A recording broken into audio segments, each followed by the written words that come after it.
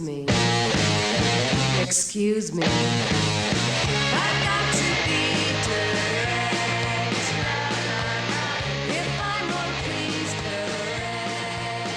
correct. You're standing on my Good things. Yeah, I always feel like I need to like put on drag so like no one bothers me like, oh, you're, like you look different from that like professionally taken photo of you at a wedding that you use as your avatar. Yeah, no, yeah, totally. Especially like so much of my public facing persona is very related to how I look, and I don't look like that most of the time. I'm in my pajamas right now. I'm Yeah, sitting me on my too. bed. And I also, whenever I have video on, I always like, I'm doing it right now. I always just look at myself. I feel like I'm like self monitoring to make sure I don't look so terrible. I used But to it's do that okay. too. And then I like felt self-conscious about it as though the other person knew that I was looking at myself.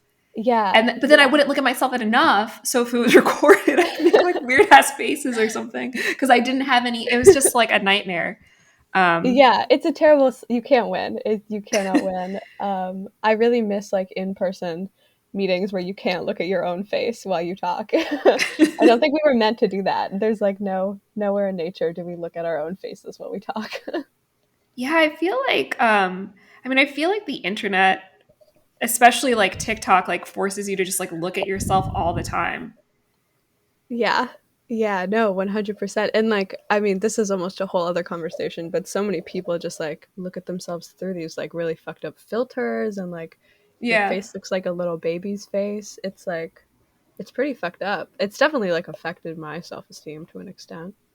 Yeah. Oh my God. Yeah. It's like, my friend said something to me like, the best thing about filters is they show you what work you need to have done, which is like, that's kind of terrible. Yeah, no, I think I heard that like after like a certain filter goes viral, like a filter that does something to your face after it goes viral, like you can look at like plastic surgery clinics, like certain procedures, the statistics for them go up. It's like really, really scary. Yeah, I'm seeing some like backlash to that though, or at least insofar as like people seem now more skeptical of plastic surgery and cosmetic procedures, and I have a feeling that there's going to be like, so one of my running theories is I'd be curious if you agree with this because I don't know if I'm full of shit, but we're going to see like a reactionary group of feminists who are, I call them like neo prudes. Well, my friend Louise calls them neo prudes, and I stole it from her. But like not sex negative, but like sex skeptical. But part of that is going to be a skepticism of cosmetic surgery. Oh yeah, I feel like I'm already seeing that. I'm already seeing that definitely all over TikTok. I feel sort of like, I don't know, sort of embarrassed to sometimes talk about things that I see all over TikTok because I don't know if it ends up being like an indictment of my own for you page. um, but yeah, I see a lot of people being like super super negative towards cosmetic surgery, and that's something that I sort of am on. There's a lot of things that I'm sure might come up in this conversation that I have personal opinions on that I don't think it's productive for most people to share on a public forum. And cosmetic surgery is often one of those things for me. Because like it's such a personal choice. It's such a it's such a personal choice. I think that cosmetic surgery is one of those things that is frequently, in my experience, used against trans women. Okay. Like it's something that trans women face a lot of shit for, especially from like rad femmes and like turfs and stuff like that.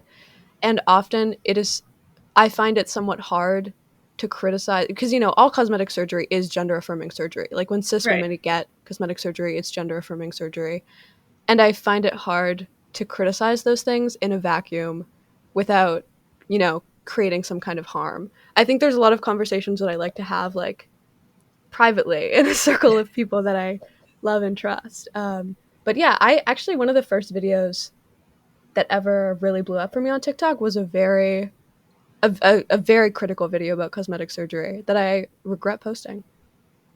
Do you But was it framed sort of like too generally? It's funny because I feel like I've seen so many of your TikToks. I haven't seen that one. It's a really old one. It was like one of my first ones that ever really blew up. And the other criticism that I got, I mean, it was a very specific video that I felt got very taken out of context. I was specifically referring to like this one woman who had gone really viral on TikTok for spending $40,000 a month on cosmetic surgery. And like various like beauty procedures. Like she's just like a super rich housewife where this is her thing that she does. And I was basically just saying like that's fucked up, and like in kind of a lighthearted way I was also like it's also just fucking selfish. Like give someone that money. Like what are you doing? And it got sort of taken out of context, and people thought I was saying like every woman who gets cosmetic surgery is selfish. But I think it also gets confusing when, you know, like especially for like, you know, a lot of women of color get cosmetic surgery to fit into Eurocentric beauty ideals, and that's like a choice that I could never understand, you know, like that's like an amount of pressure that I could never understand. And there's a lot of facets to the issue that I feel like I don't have the experience or the I don't know, sometimes the empathy to criticize fully effectively. I think that's fair. I also think that like it probably gets flattened into just like the youth angle, which Yeah. might be. I didn't think of that being like weaponized, but I think taking in mind what you're saying, it could sort of be weaponized.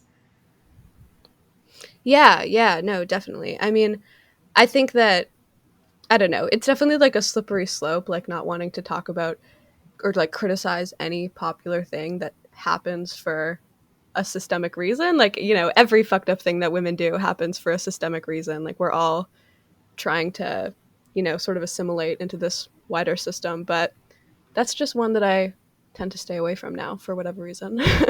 What this might be a loaded question, but what other topics do you find yourself staying away from? The big one is sex work. I don't talk about sex work. I think that and I also think that one of my rules is that sometimes I like vaguely will talk about sex work on TikTok, or I'll criticize the ways that a lot of other people talk about sex work. And I always say, like, if you have never spoken to a sex worker in real life, like, I don't care about your opinion on sex work. And I don't think it could ever really be super meaningful. Because there is definitely this big push on the internet of kind of like 15-year-old teenage rad femmes, like having a very understandable frustration with the system and with the commodification of women's bodies and with porn, which is, I think, I'm glad to say openly, is a pretty fucked up industry. But I think that a lot of those conversations tend to contribute to a real life material stigma that harms the material conditions of sex workers. And I have seen this happen in real life a bunch of times. I organize with sex workers. Some of my best friends are sex workers.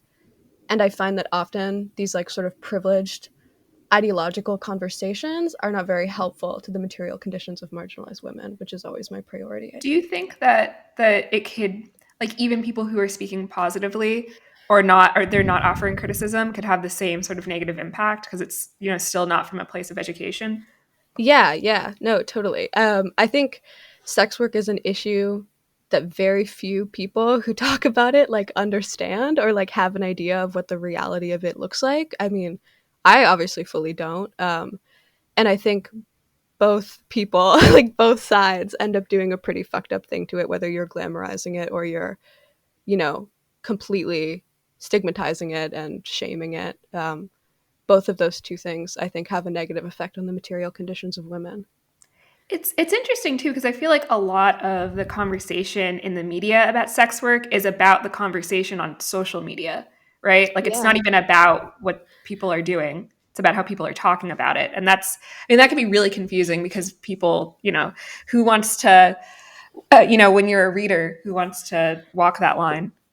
Yeah, totally. I mean, just so many of the conversations we have in general, like not only about sex work, but about so many feminist issues, are just completely overwhelmed by this like completely ideological abstract, like, is it good or is it bad, or is it empowering or is it not empowering, and like those conversations are always completely useless, and they're always the thing that is given the most attention. Like the problems that sex workers are facing are like I know sex workers who can't leave the country, who like can't, like the police can take their possessions at any time. The police can take their car and their house at any time. Like a lot of them can't have kids because they can have their kids taken away from them at any time. Like there are so many material, like legal, policy based, anti liberatory barriers that face sex workers, and the conversation is just always entirely like, are they good feminists or bad feminists? Which I think is Yeah. like not helpful. Like no, very few sex workers in real life are like, am I a feminist for this? Like I just feel like when it comes to anything that can be political, like so few of these conversations are about policy at all.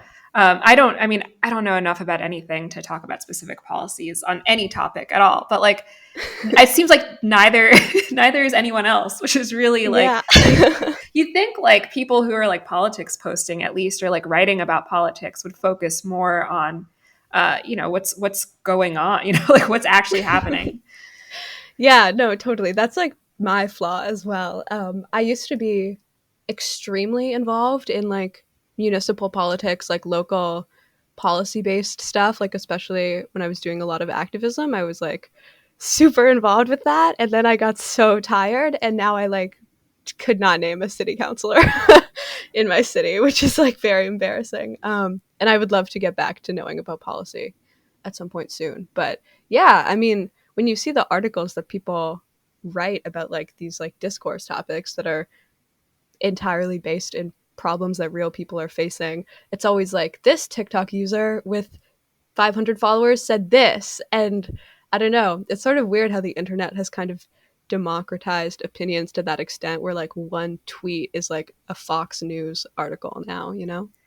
Yeah, no, I mean, I feel like this is like possibly like my only talking point that it's like the discourse is what went viral on social media and then, which lucky journalist scraped it in time to turn it into Yeah. something bigger than it should have ever been. Yeah, no, totally. It's really really strange. I think it's, I don't know. I like that's what I that makes me understand what people mean when they talk about like the culture war, which I often think is kind of like a stupid word, but no offense. I think maybe you use that word, but um No, I use it all the time, but I use it sort of in in this context. Like I think yeah. like once I figured out the pipeline, which is like pretty obvious, once you say it out loud, but once I like saw it like actually like hard evidence, I like became obsessed with it. Like you could just make up a word, make up a concept, and if it goes viral, that's a culture war topic, and that has like months of steam. Yeah, yeah, It's no, crazy. totally. Anyone can just like say anything. And I do think it's really funny when people on the internet sort of like recognize that and like start these like fake news. Like like Julia Fox's goblin mode. Did you like see about that? No, I'm Supposed surprised that I did it because I've been like on her ass for weeks. I'd love to hear your thoughts on Julia Fox, but this random Twitter account with like maybe like 10,000 followers or something photoshopped a fake news headline that said like Julia Fox says Kanye hates it when she goes goblin mode. And it like went viral, like, and Fox News covered it, and everyone was like Vox or whatever were doing articles that were like, what is goblin mode? Experts weigh in. And like it, and like people were saying that the original article had edited their headline, like the real newsline had, like newspaper had edited their headline back after backlash because it actually was goblin mode.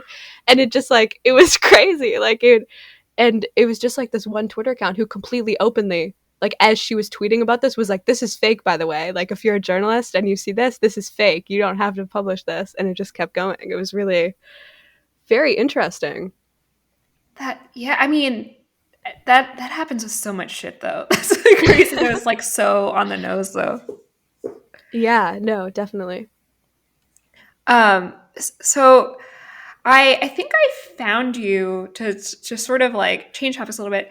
I can't remember if I found you because you criticized Red Scare and I was like that was interesting to me.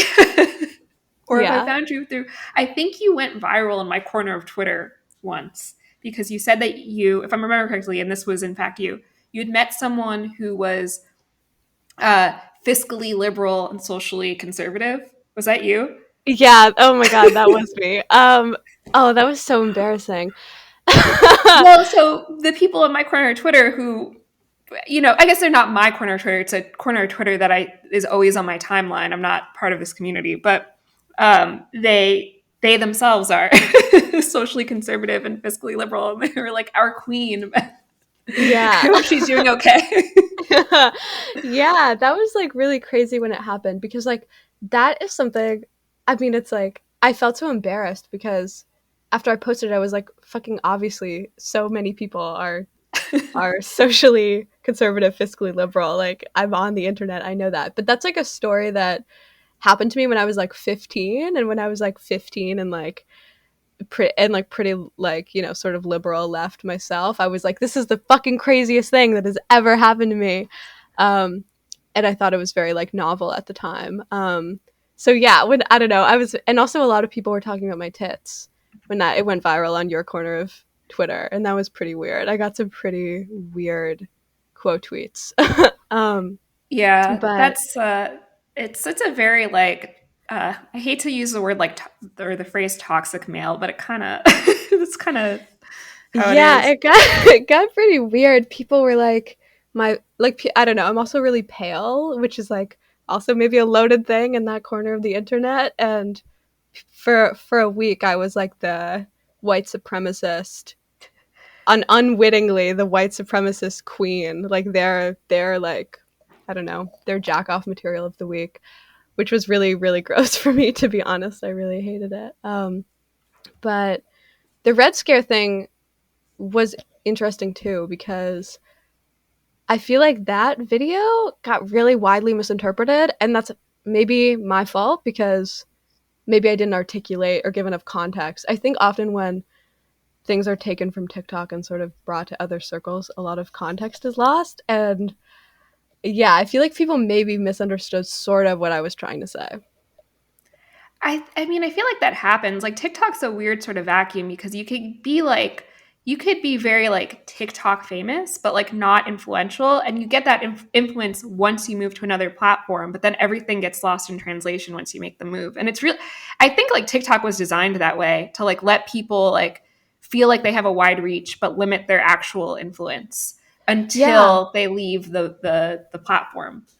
Yeah, that is so true. There's definitely this huge like inflation. Like there's like this TikTok inflation where you can have like a million followers on TikTok and be like absolutely irrelevant and have like 2,000 followers on Instagram. And it's kind of the only platform where that sort of happens, which is I think it interesting. was deliberate though, because they want like I think their goal is to like keep people on TikTok and not to leave Mhm. it, but and also to make it so the influencers never become more powerful than the app. But what they Yeah. fail to recognize is they're in an ecosystem. Yeah, definitely. What they fail to recognize is that I started a Substack. Yeah, but I mean, that's interesting that both of your introductions to me were sort of, I'm guessing, maybe not super positive because when I went viral that first time on your corner of Twitter, they were making fun of me. Like, it was like sort Not of a, not all of it though. The first tweet I saw was like, oh, like this girl's cute, and it was just like a screenshot. And then I think like I ended up like muting something because I was like, I'm not gonna like whatever the comments were. You know what the comments were? I was like, I can't look at yeah. this anymore. But but then I like clicked through to the video, and then oh, you know what it was? I probably clicked through to the video, and then I watched then I saw the Red Scare one somehow, and then I like just watched like a bunch of your videos, and I was like, oh, actually, she's really interesting, and it's like not she doesn't sound like everyone else either, right? And it's but not in the way where it's like you're like not like other girls. It's just like you genuinely had a unique perspective and a unique voice, and that was very like exciting for me. Well, thank you. Thank you. Yeah. I don't know. It is, I do sometimes feel like I'm caught in kind of the middle of two sort of like groups, or like I mean multiple sort of like groups on the internet. Like I'm definitely not, I'm not like, quite, I don't know what the word is, but I'm not quite like ironic, I guess, enough or detached enough to really appeal to like the Red Scare set, or like, you know, whatever you want to call that side of Twitter, like they all definitely think I'm really cringe and like really annoying or whatever. They're really But like hateful about like anyone who is like earnest at all, like regardless of their yeah, politics. yeah, I mean that's my thing is that I really do believe in like earnestness. It's you know, I've every opinion that I have I developed through doing activism in real life about things that I really cared about.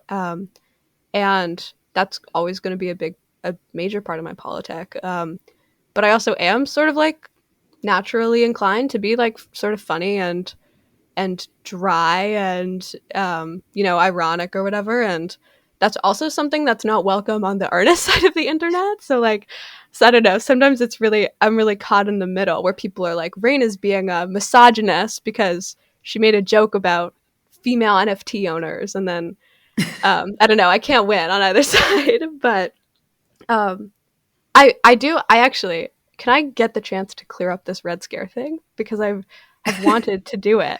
I know it's like it doesn't matter. It doesn't matter. This is completely narcissistic. I just have needed an outlet for this. Sure, go for it. So I made this video complaining about Red Scare, um, and when it hit when it hit an audience outside of my own, people really didn't like it because they sort of thought that I was giving Red Scare like a lot more, like I thought they were something that they weren't, because obviously they're sort of pre-political, like they're not really strongly conservative, they're not really like they're just kind of an anti-political force, at least in my eyes. Like they're just kind of like, they're openly, like not even in a negative way, they're openly sort of like grifters who are like, we're grifting, it's funny. I don't have a problem with that.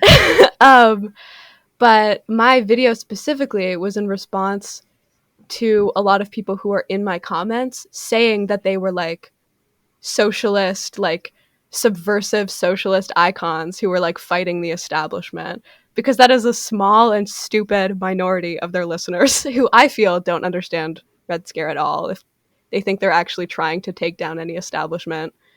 And that video was sort of me saying, no, they're not. Like, I don't think they want to be, but they're just not. They're not challenging any establishment. I'm glad that you got to, I'm you got to sorry. say your You piece. can edit that out if you want. I had to get it off my No, I everyone I know in real life is extremely offline, and like I try to talk to my boyfriend about any of this, and he's like, "I love you so much. I don't understand at all."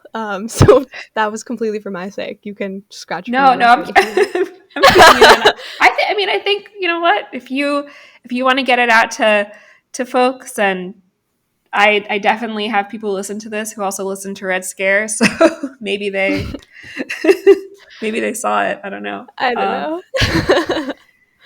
I wanted to ask you, this like not related to anything we've been talking about, but you know, you've mentioned TikTok radfems a couple of times, and I don't know if there's a lot of them or if it's like one of those like for you page illusions that's happening. Yeah. It feels like I remember seeing a lot of them on Tumblr, and that's kind of how radical feminism got on my radar at all. So I knew they were like vocal online, but like there's so many on TikTok. There's just like so many.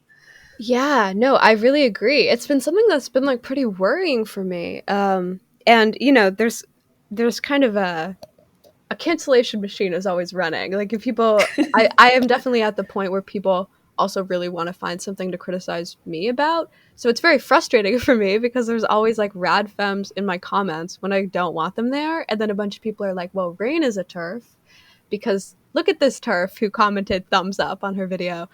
Um, but yeah, no, there are so many, like so many rad femmes on TikTok, and they appear to be like really kind of favored by the algorithm. Like I just see their But is shit. it our algorithm? Like, what is it? Anyone who's like, I mean, I here's the thing. I understand why I would be getting radical feminist content. Like, it makes sense. Mhm. But knowing what I know about you, like, it's surprising that you're also seeing it. Yeah, I think that maybe just like a lot of people are seeing it because I like I follow a ton of trans people. Like a lot of the political voices I follow are trans. I follow, I don't know, like this is not, some people do this as like a flex and that's not what I'm trying to do. But like I just follow a lot of like fat feminist creators, a lot of trans feminist creators, like not the kind of people that rap fems would necessarily be fucking with a lot of the time. And I just see them all the time and I always click the not interested and they just keep popping up. I think it like maybe it's just an effect of these like TikToks of just these like algorithms push for radicalization in maybe like any direction because those they definitely do all get a ton of engagement either way. I mean, this is, speaking of like the cancellation machine running. Um, Let me figure out how to say this delicately. So TikTok's AI, right, the thing that creates the algorithm, it does factor in the visual presentation, right? Like, is the lighting good? What's this Mhm. person's facial shape? Could it be that the most popular radical feminists have sort of like particular kinds of facial features that are for whatever reason or coincidentally shared with the other types of feminists, and because they use certain keywords like Mhm. feminism, for example, bodies, women, the algorithm isn't nuanced enough to realize that they're different. They're very different, and that's why we both get it. Yeah, I mean that definitely could be true, and I mean I think that also is almost a thing that happens. Even this might be a bullshit thought. You could tell me if this is a bullshit thought, but I feel like that's also almost a thing that like humans do. Like Yeah. I feel like because TikTok absolutely does. Like I think there have been studies that show that TikTok favors like white people. It favors thin people, like the good lighting and everything. And that definitely is a danger. Like when I'm making content, is that when people see like a white girl with vocal fry talking about anti-liberal feminism, like it like a lot of like rad femmes or like like dirtbag feminists, dissociative feminists or whatever, like do just assume that I'm for them, which I don't think I necessarily am. So I could see how it happens in both directions. I was like unsure of who your audience was at first. Like it took me like going through like a lot of videos, like 10 in a row to figure out like, oh, okay, I got what her deal is. What do Which you I think think is my a deal is? well, so I'll say I think this is a strength. Well, like I wouldn't like I could tell you're a socialist, obviously, because it comes up a lot. But like I wasn't sure if you were like, I feel like there's like broadly like two kinds of socialists who gain audience on social media. And when I say broad, I mean very broad, palatable and like sort of unpalatable to mainstream audiences. And I feel like you are slightly more palatable. And like there's certain things that like maybe you have in common with like more mainstream audiences. And I wouldn't necessarily have been able to guess that uh, just looking at your videos. And also this isn't hopefully this is like coming across correctly. It's not a swipe at all. Mm. No, yeah. I mean, I think that's actually something I tried to do. Because I do, even though like a lot of my content sort of is like kind of like pissy, like I don't know, I sort of do like a half and half. Like I try to do some like real stuff and then I also do some like sort of fucking around a little, but I really do try to like make content that can draw in like a more centrist, like a more sort of like mainstream palatable audience because I really do feel like the things that I believe are not really are not really like super common or super like center left or whatever. Like I do tend to be pretty far to the other side. And I do like creating content sometimes that I feel can draw those people in and like makes them feel like they can trust me and then introduce a lot of more radical or more subversive ideas. And I've been really effective at that actually, which I think is cool. Yeah, you have like a crazy amount of reach. Like, it's super abnormal for like people to get like with the exception of like Glenn Greenwald, right? To get like hundreds and hundreds of engagements on like Substack, for example. And it made me wonder like, was she like already a celebrity or like is her TikTok just super effective? I like that was something I was wondering about, and I imagine it's from some of your previous activism and journalism. Yeah, I mean, maybe a little. Like, this is honestly something that I don't really know. Like, I mean, I asked you what you thought my deal was because sometimes I don't really know what my audience is. But I had like some kind of following on the internet before TikTok. I had like 10,000, 15,000 Instagram followers, like 10,000 Twitter followers, like something like that, just from like talking about politics and activism and that kind of thing. And then I sort of started TikTok actually because I was like, I want a platform where I can just be myself and I don't have to worry about the followers. And then like my first video got 1 million views or something, which was like really a cruel joke. But yeah, I have like a very parasocial audience. They I think it's like pretty rare, and I got really, really lucky that an audience, especially on TikTok, would be so willing to sort of follow you to another platform, especially a long form platform like Substack. But I was really, really happy about it because I feel like something that I really have tried to instill in my audience for a long time, and um, that maybe like contributed to the success of that is that I've really tried to sort of like talk about the negative parts of these algorithms and the way that like our brains are being trained to handle less and less nuance and like less and less critical thought, and that, you know, a lot of these issues are just sort of pushed into social media to act as this kind of like commodified like a self-sustaining churn of like meaningless discourse, and that we should try to escape those things when we can. I don't know. And I don't know if like moving to a different commodified platform is really any huge piece of progress, but I think it's really cool. I mean, like the Westom Caleb essay that I wrote, I was terrified putting that out there. I thought that TikTok was going to hate it. I thought I was going to get like people were going to say I was a fascist or a misogynist or like a Why would they call you a fat? There is nothing fascist about that essay at all. I mean, for people who haven't read it, do you want to just quickly describe yeah, what I it's mean, I agree that there was nothing fascist about that essay, but People don't know what people are fascist means. yeah, people are pretty crazy on the web. I wrote an essay sort of on Westom Caleb, but that was a larger criticism of what I called the feminist panopticon, which I guess is sort of my way of talking about cancel culture. That was just a criticism of the very obvious ways in which audiences on the internet sort of cannibalize real people and have become so overstimulated with, and so, I don't know, so desperate for stimulus that the only thing that can entertain us anymore is like the lives of real people and finding new people to like seek and destroy, and how that really isn't liberatory or meaningful, and how that actually like a lot of people feel like it's like anti-leftist to criticize cancel culture. Or did I use the right amount of negatives? Yeah, that it's anti-leftist to criticize cancel culture, but that cancel culture itself is an inherently anti-leftist thing that has been sort of unfairly commodified by the right, I would say.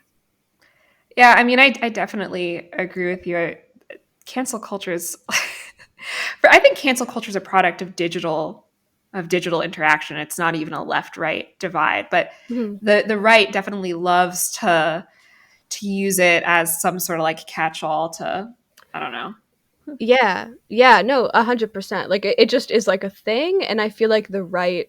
What I say in the essay is that I feel like the right has monopolized conversations on this. Like they have like sort of monopolized this ownership of like criticizing cancel culture or a culture of social disposability, which is what it is. And you know, like Black feminists, abolitionists have been writing about this kind of thing for decades and decades, and you can find both a very apt description of these problems and an apt description of the solutions in like abolitionist texts from 20 years ago, you know? I mean, speaking of commodification, I said this much less elegantly on Twitter today. People like I you know, especially with like various like Black abolitionist texts, like I don't think anything has been commodified quite as blatantly and totally bastardized from its original purpose Tell than me. some of those. I mean, I said it in this very like inflammatory way because I was just kind of on one, Mhm. wherein I was just like angry at my followers for no reason and telling people I didn't know what they were talking about. We've all been there. It Yeah, happens. I got. I mean, and then it was like, of course, it's like everything I've tweeted in the last week has gotten like 6 likes, and this got like 500. It's like the reach just explodes. Um, But yeah, I mean, I think you're right, and I think that like people don't know how to also like don't know how to process criticisms of cancel culture that aren't sort of like criticisms of like the woke specter. Yeah, no, no, definitely. And I mean, really, like any conversation around like sort of the surveillance, the like self surveillance, sort of digital panopticon thing that we're kind of living in, where people are constantly like filming each other, trying to get like a gotcha. Any criticism of any of that stuff, honestly, in my experience, is a pretty hard sell. Like, I've made videos that I thought would be like the easiest, like the least controversial thing ever, where I'm like, maybe we shouldn't film each other in public so we can socially punish people on a scale of millions. And everyone is like, fuck you. Like, what are you talking about? You So had one recently about, and people were like, "Oh, you're anti-gossip," because there's a yeah, couple making out, and then yes. which is like I don't gossip know. is between two friends or a group of friends. It's not millions of people and just like one random dude. Yeah, totally. And like that was my original thesis is I was like, do you not have friends? Like if you see someone doing something embarrassing in public, you send it to the group chat. Like you don't post it for a million people. I don't know. Like that's for me that almost transcends like any political thing and it's just like it's crass. It's like it's base. I don't know. It's I just don't I really hate that kind of behavior. But anyway, I was sort of expecting that that would be what the response was to the West Elm Caleb thing because I don't know if you saw some of the backlash that people were getting for like disagreeing with the way that whole thing Oh, had gone. I was like, I was on that shit like a hawk. I was unhealthy. I don't, because the minute I saw Kate Glavin's first video, I was like, it wasn't even her. It was an Asian woman who I Yeah. saw. I was like, this is going viral. This is Vox bait. And then 3 days later, 3 days on the dot, there were billboards. It was all over. I I mean, know. I'm surprised that the Lance Chelsea drama, if you're familiar with that, Yes, of course I am. Yeah, I'm painfully. like, how has that not wormed its way into? Maybe it's just at this point there's too much and they're over it. But Yeah. But yeah, I mean, I think I was just going to say, like, I think that was something that I think was really cool about my audience is that I have sort of sometimes like a more mainstream audience, but I was able to, you know, write this thing that for a liberal audience really goes against, you know, really is kind of an unnatural idea a lot of the time. And the response to it was like almost exclusively really positive, and a ton of people were like, this entirely changed my perspective. And I really value that. Like, I feel like I would rather have that than like necessarily have like a really 100% cool based audience that we're just kind of circle jerking how smart we are, you know? it's much better to have like a a diverse audience who will challenge you or like who isn't necessarily familiar with some of the topics that you're bringing up. It's more Yeah. interesting when they comment on it, you know. Yeah, it's annoying too. I mean, also, I don't want it to come across as though I'm like shaming or like, you know, looking down upon that other type of I content or don't think you following are at because all. it's You definitely know, more fun that way, I would assume. But yeah, yeah, thank you. I actually feel really bad for Kate. I kind of know her, and she got a bum deal in that whole thing, in my opinion. I am still sort of floored by the people who are like psychoanalyzing her. Like, there's nothing. They're so off too. It's like they're like I've never seen someone so obviously used as a canvas for like random men's baggage. Like Yeah, it's like really crazy. The criticisms of her aren't even about her. They're about totally. someone else. Totally. And it's like she didn't even start the thing. Like it's like I don't know. I don't think she should have made that video. Like she got caught up in it like everybody does sometimes on the internet, but she just quickly became just this like I don't know, this like target for every problem every man has ever had with a woman. And you know, the thing that I thought was actually really interesting about it that illustrated this problem that I think about a lot with kind of the commodification of this like transformative justice thing is that I'm trying to think about a way to word this. There's kind of a specific contingent of leftists who are very willing to forgive like a person who obviously does something wrong, but are very unwilling to forgive a leftist who doesn't deal with that the right way. Do you know what I mean? Yeah. Like, it's Oh, I like, mean, this is on both sides too. This happens yeah, on the both right. sides. Yeah. Yeah. And I mean, this was this whole thing with Kate is that everyone was like, fuck you, people are allowed to make mistakes, and you're a bitch, and we're gonna harass you for 2 weeks. And like, it's like they were like, how dare you do this because everybody is allowed to make a mistake on the internet. But it's like she made a mistake on the internet, and you're doing to her what you think she was doing to West Elm Caleb, you know?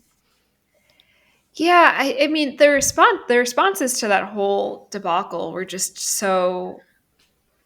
I mean, there was that one woman who wanted to like make an app that was basically like the shitty men in media list, but for dating apps. I mean, it was just like Yeah.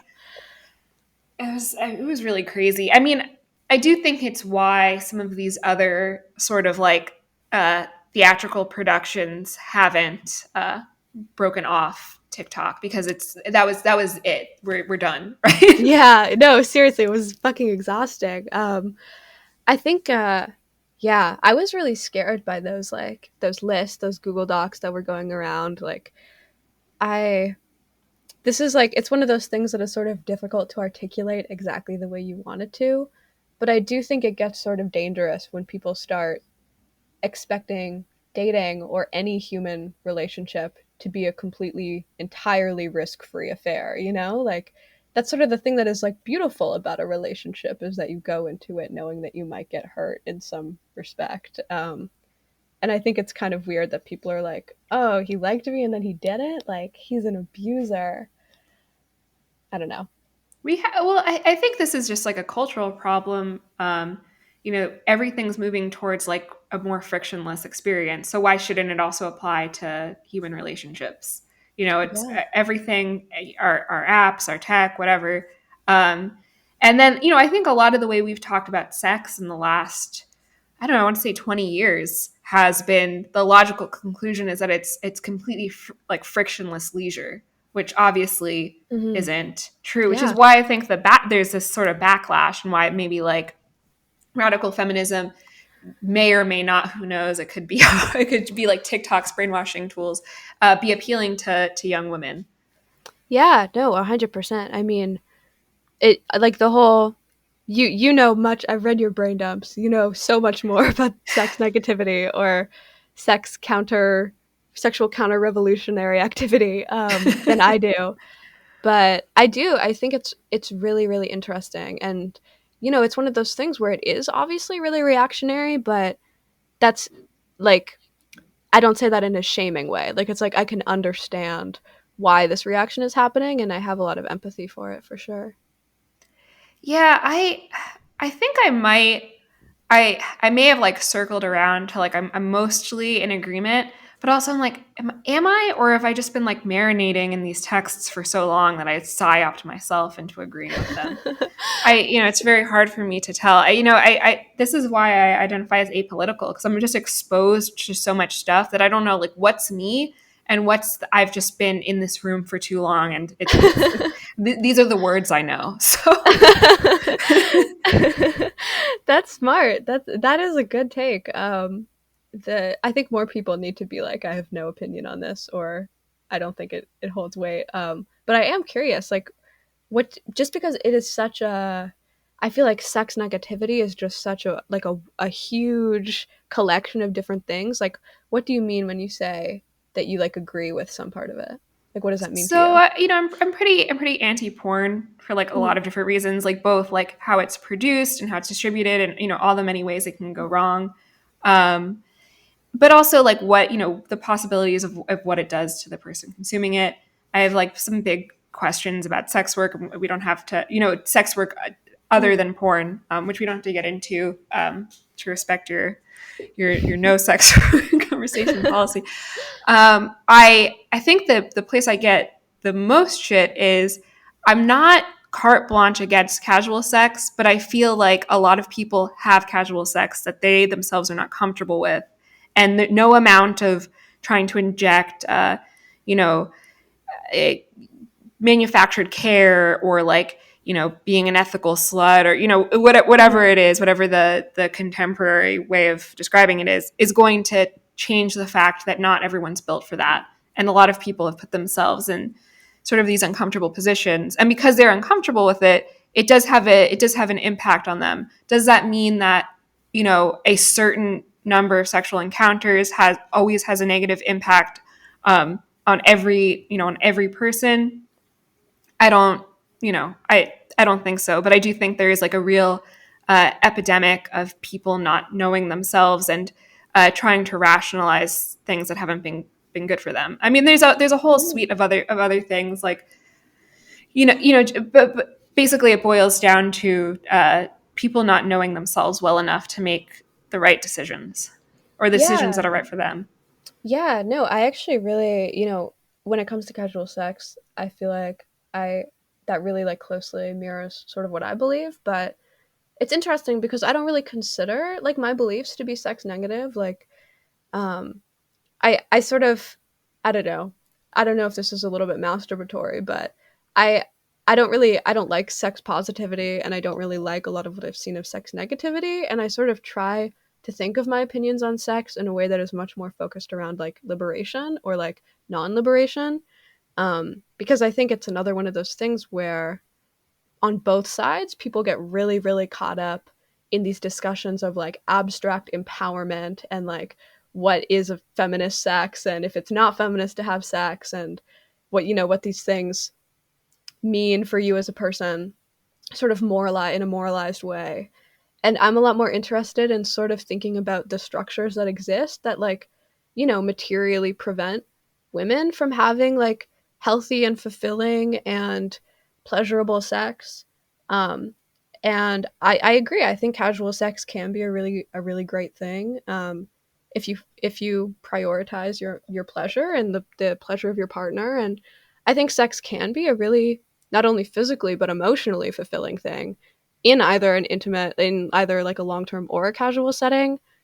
But I agree that I think people aren't given the tools necessarily to know how to Yeah. do that all the time. And I think that there's this like real push, especially in the communities I've been, for like sex to be like something that can be rational. And I think we have to own that when emotions are involved, it can't be, it's never going to be something that's very like one size fits all, or like that, oh, if if one partner acts a specific way, that you won't become attached, or you won't feel a certain way about it. There's more emotional weight to the act than I think people have been trying to convince themselves of. Yeah, 100%. I always say, oh, there was something that I used to say that was pretty pretentious, but that I still sort of believe where, oh, I used to say, like, it's not that I'm against casual sex, I just don't think it exists. Like, I think that all sex is a serious thing, even if you're having it in, like an impersonal way or, like a not a long term way. I think it still deserves to be taken seriously and to be thought about and to be fully experienced in your body and all of that stuff. And I think sometimes the conversations around casual sex sort of turn it into something else. Yeah. Yeah, I mean, and that's a very like millennial thing, right? Turning into something else, which, I mean, I also think part of like one, it's just not, it doesn't work for most people, and it's not true. But also, millennials, as we get older, our beliefs are have less cultural cachet. So it's Mhm. that's the thing that's pushing the dominoes over. I think. Yeah, I mean, it's definitely interesting because I'm 20 and and I'm very aware of the fact that I maybe don't know anything. Like that's sort of like a bigger thing is that I'm always like I don't know anything. Because I have so little experience. So sometimes I do feel a little weird about like talking about my opinions like they matter. But I mean, something that my problem I would say with the sex negativity community, from what I've seen, is that I think a lot of the time a lot of those conversations, especially when they happen casually on social media, can really turn into something that sort of echoes like abstinence education. Like you get a lot of like, and sometimes even political lesbianism. Like you get a lot of people that are just like, don't have sex with men. Like don't have sex with men unless like are in complete control of your pleasure and unless you completely trust him and obviously those are like important things, But if we know in the real world that's just not going to happen. Like people are going to have sex. Like people, Well, they're also like often criticizing, I think, an imaginary person, right? Like yeah. a proxy for like the millennial girl boss that like may not exist, you know, or like doesn't exist in high numbers, who Mhm. eschewed it all for a career and is now 37 and ready to have children. And where's the man? And she, you know, Yeah. her body count, for listeners, I just did, you know, finger quotes, is like 75, and she doesn't understand why she can't pair by, you know, it's just like Yeah. it's a fantasy of, I think, like an angry man who's looking at statistics and trying to create a narrative around these numbers and not really understanding what's coming into play there. Yeah, totally. And I find it pretty frustrating because I don't know if you know this, but I actually like my whole sort of political background is in sex education. Like that's how I got into politics, is that for really the majority of my conscious life I've been really involved in like on the ground activism around sex education. And pretty recently, like a bunch of people like found that out and were like, she's a liberal feminist who like she wants sex education. Like that's so lib fem, sex positive. And it's like, are you crazy? Like sex education is liberal now? Like that obviously that was a small group of people and not representative of the whole movement, but I do really feel worried that there are aspects of this that are really just trying to do a similar thing that like puritanical conservatives do, Oh and really yeah. ignoring the realities that people want to have sex and they're going to have sex. And if we want women to be liberated, our short-term strategy needs to be like harm reduction, you know? Well, people don't want women to be liberated. I mean, I think there's two things going on here. Sort of the more Mm-hmm. moderate people Mm-hmm. see, I don't know if you saw this like sex camp in Kentucky thing. No. Uh, there's like a sex, it's actually like really outrageous. It's like a sex education camp for people in third to fifth grade or something. And it's like how to masturbate and like things, you know, things that probably aren't appropriate for even for like sex education, especially for that age group. And the branding on it is really sort of out there, and the women running it are sort of like, you know, any Republican's nightmare. Like they're, you know, fat feminists covered in tattoos with, you know, purposefully, you know, provocative, let's say, haircuts and whatever, bad piercings, that sort of thing.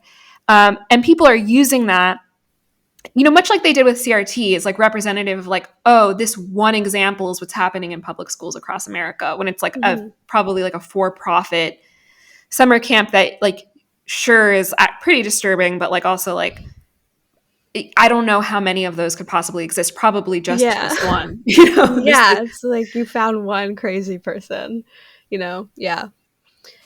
Yeah, you definitely see that happen a lot. I mean, that happens. I think that's what kind of makes me wary, is that these are patterns that I've seen happen in real life all the time. Like, when I was growing up doing this sex ed stuff, like half of the kids in my dad's like kindergarten class were taken out of school by their parents because the right wing media was telling people that like, schools were teaching kids how to masturbate.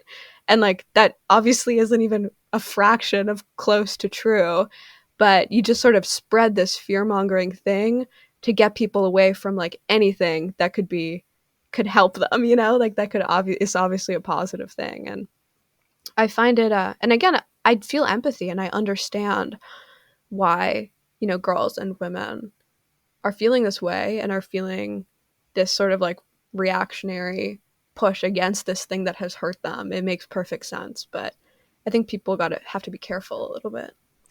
I think so too. And like, you know, a lot of what I've been tracking is like what's the likelihood of sort of like the current order, so to speak, being sort of, you know, like replaced by a kind of like Bush era sort of, you know, abstinence only. We're back to the purity balls as being a household term. Hmm. Um, and you know, I couldn't put a number on it, but I don't think it's totally unlikely. And I, you know, I do think a big part of that also is like a lot of the people leading these conversations don't have kids and don't know what's going on in classrooms. Like, you know, how many people, we don't have to get into the details of this because I know it's loaded, but like how many people who are vehemently against CRT have stepped foot in a public school in 30 years? Probably like one, Yeah. maybe. Yeah, seriously. I mean, I again, like my whole family is teachers, very intimately acquainted with this issue. I mean, it's all just like, like my dad is like a center liberal guy. Like he's definitely not on the vanguard, the front lines of the revolution by any means, and he feels frustrated that he isn't allowed to like say things. Like in my province, I'm Canadian. In my province, the government instituted a tip line encouraging students and parents to report it to like the police basically if their teachers like taught them how to put on a condom. That's an exaggeration, but it's pretty, the tip line part is true. And like, people just have this completely skewed idea of what is actually happening in any real life scenario, and then feel like it's their job to sort of, enforce it or criticize it.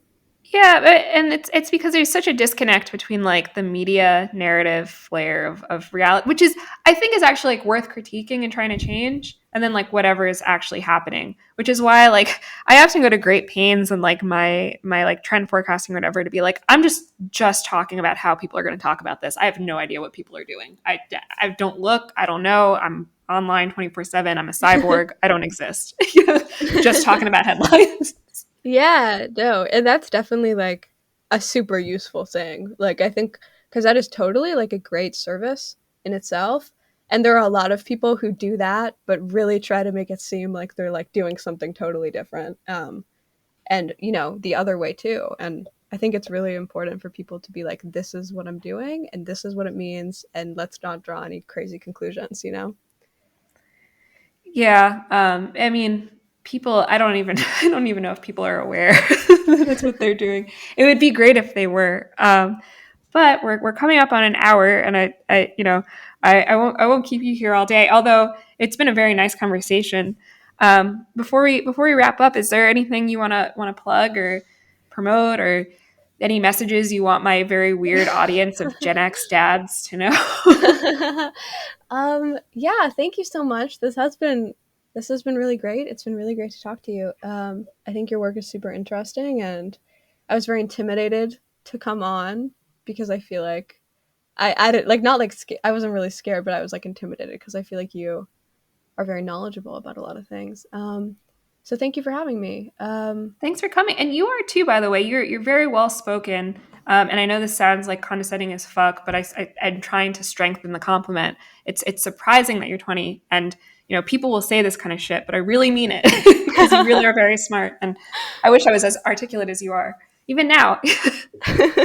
Thank you so much. That is so kind. Sometimes when people like sort of criticize me or whatever, I want to be like, but when I'm 30, I'm going to be so smart. Like, just give me like 8 years and I'm going to be really, really good. But yeah, thank you. I have a Substack. It's called Internet Princess.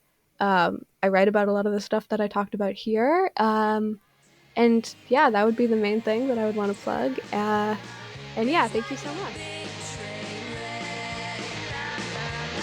You're standing on my neck. You're standing on my neck. You're standing. Nothing is like I planned it.